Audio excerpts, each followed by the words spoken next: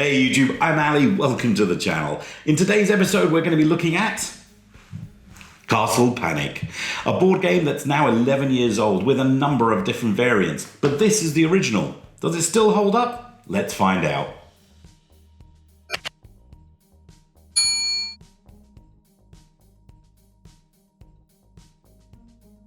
Castle Panic is a cooperative game. That means there is no single winner to this game. We either all win or we all lose. Now the aim is very simple, it's survival. We live in a castle. The castle has 6 towers and these towers are surrounded by a castle wall.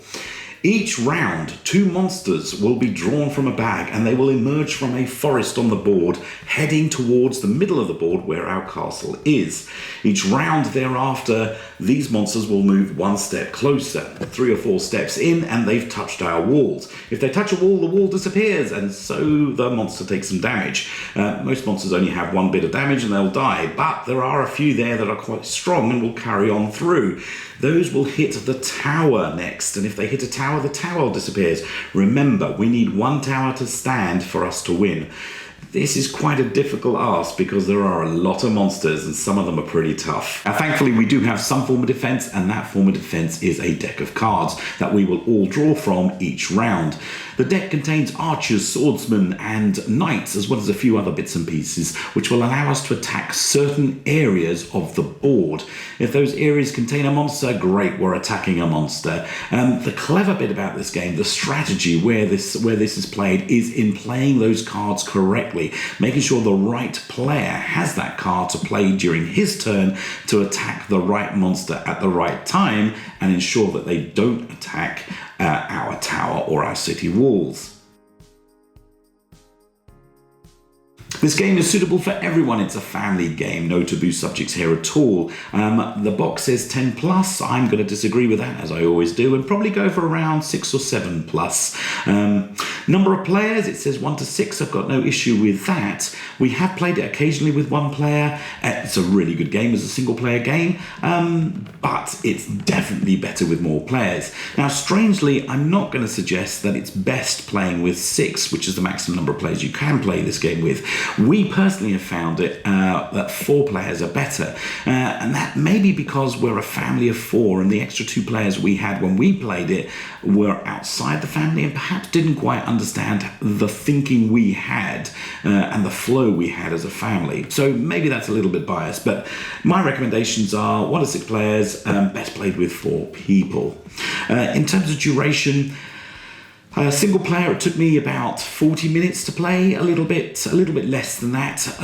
With 4 players and with 6 players, I think we're talking about an hour. Again, I'm going to call it an hour for duration. That's what you should set aside for this game. Type of game, this is very much a board game. There are lots of little tokens that sit on a board. The board is an average sized board for this kind of thing. Not particularly big, not particularly small. You definitely cannot play this when traveling because there are too many fiddly bits. It's very important to place those tokens, those monster tokens, in the right location on the board. So any kind of movement, and that's going to go all over the place. Off the board, there aren't many pieces. There is a deck of cards and there's a little bag that you're going to draw from. But yes, it's still not suitable for traveling, very much a board game. Now, when it came to the rules are medium in complexity. It took us about 7 or 8 minutes to read the rule book, if I'm honest, and it took about 2 minutes or so to explain the rules to someone. They aren't particularly complex, but they need to be read a few times, I think, and the game needs to be played for you to actually understand how they're implemented. So I'm going to say it's medium complexity when it comes to rules. For depth, I'm going to call this light. It's not particularly deep. There's no real strategy other than working out who needs to play what card when, and that's pretty straightforward if you ask me. In terms of interactions, this is a cooperative game, as I've said before, and I'll say it again. There we go, I just have. We're playing together against the game, and that means that for player setup also, we are playing all as one team. So the three mechanics I'm going to choose for this game start with drafting, card drafting. Actually, there's two kinds of drafting here. We're going to draft cards to put into our hand, but we're also going to be drafting cards from the monster bag to play the monsters. So there's two kinds of drafting here. Those cards that are drafted are then put into a hand, which we will have to manage. In fact, card management or hand management is really crucial in this game. I need to play the right card at the right time. Now, the good thing is we are allowed to trade, which is my third mechanic, and trading is very important because it makes sure that the right person gets the right card to play. So those are my three mechanics. So on to looking at what's in the box. The box itself is quite sturdy, it's average sized, it's a little larger than it needs to be, I think, but I always think these boxes are.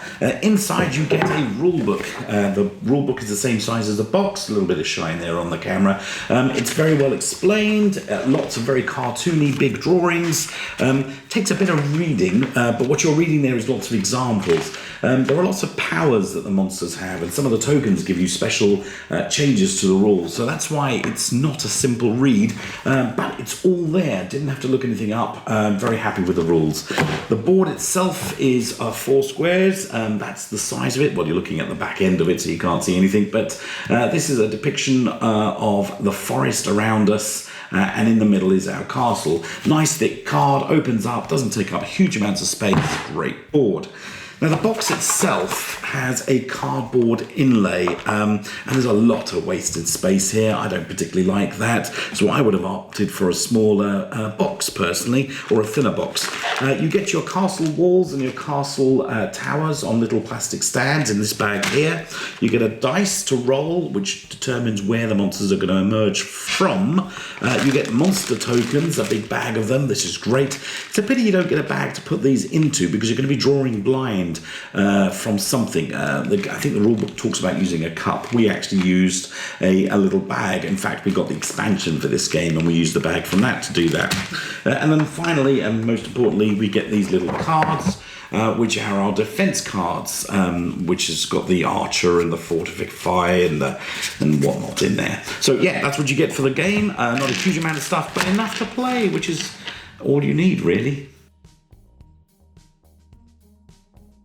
The word panic is right there in the title of this game, and in fact, along as you read through the rules, along the way you'll see the word panic appear over and over again. The game wants you to feel a sense of hopelessness and panic. And actually, that's exactly what you feel when you play this game. There are often times when you think there is no chance you're going to win because you're just completely swamped. That feeling of impending doom is constant when you play this game, and it only increases as time moves on. I really enjoyed that. That's the whole purpose of playing a game like this, I think, to think that time's running out, but we haven't got really much of a chance, but we might just make it. Did the theme fit the game? Yeah, I think it did. Technically, you could swap out the surroundings, I suppose, as you could do with many such games, but I think the mechanics and the way the game actually played out interlace really, really well. Good marks on the theme versus mechanics bit there from me. This game is all about taking meaningful decisions every single turn, in case I haven't said it enough times. What you play, when you play it, and what you play it against are very, very important in this game. Now, that said, this game does suffer from a problem that many cooperative games also suffer from, and that is that one player may have a strategy that they will want to enforce on everyone else. Now, as host, I would strongly advocate stopping that player from doing that and allowing everyone to just do what they want to do. The game itself does not prohibit that. So if you have a strong-willed character in your party, in your gaming group, who decides that the way to beat this game is to play A, B, C, D, and then tries to push that agenda to everyone else, it can sap the fun out of it very quickly. So just a word of warning there. Are there multiple paths to victory? I'm going to say no, there aren't. There is only one way to win this game. There's no clever strategy other than, like I said, manipulating the cards to make sure the right people play them at the right time. I'm going to stop saying that soon. But yes, in terms of strategies beyond that, no, I can't say that there are. Skill versus luck. I'm going to say that this game really, I think, is more luck than there is skill. It's probably around a 60-40 split. I feel that you can have some games which just the wrong monsters are drawn at the wrong time. So if you have a spate of really high, powerful monsters coming at you quite quickly, when you haven't got many cards or you are quite near the beginning or quite near the end, I think you're in a dire place. What's drawn out of the bag has a very strong influence on whether or not you're going to beat the game. Sorry, not what you draw out, but what you draw out and when you draw it has a very strong influence on whether you're going to win or not. Was I engaged in the game? Oh, absolutely, yes. This is a game where you are counting every second. You do feel that sense of panic. So I think being engaged in the game is a real bonus. This is a game that will excite all the way through gameplay. And then finally, iconography and legible text. I think the iconography is beautiful on this game. Everything fitted, the tokens were the right size, they fitted on the board really well, cards were nice and firm to hold, not too flimsy. I think the iconography was clear, the text was very legible. Yeah, not much more I can say about that, all really good. Castle Panic is still a great game after all these years, I think. Who would I play this with? Well, a couple of people, firstly. First group is younger kids, I think. If you've got younger kids, maybe 7, 8, 9, 10, 11, 12, around that area, I think this would be a great game to play with them. The cartoony nature, that sense of impending doom, that's all very, very exciting and I think really good to play with a younger crowd.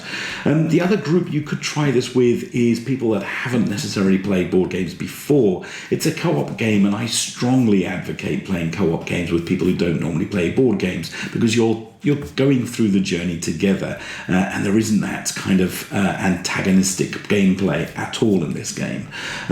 Very often people who like puzzles will like this kind of game because it's about finding a pathway through and this game I think will appeal to those kind of people.